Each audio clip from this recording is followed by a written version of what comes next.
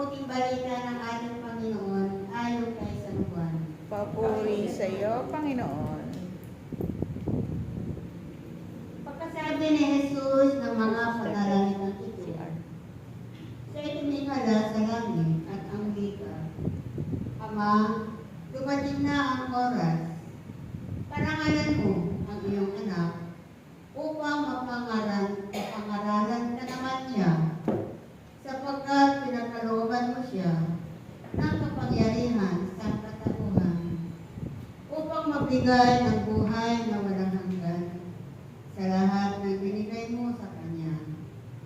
Ito ang buhay na walang hanggan, ang kilalanin kanila, ang iisa at tunay na Diyos, at si Jesucristo na iyong sinugo. Inihayag ko rito sa lupa ang iyong karangalan. Natapos ko na ang ipinagagawa mo sa akin. Kaya, Ama, pagkaloob mo sa akin ngayon ang karangalan, taglay ko sa piling mo, bago panikhain ang sanlibutan.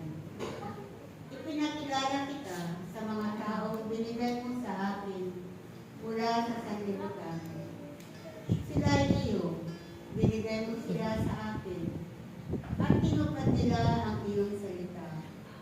Ngayon, alam na nilang mula sa iyo ang lahat ng binigay mo sa akin.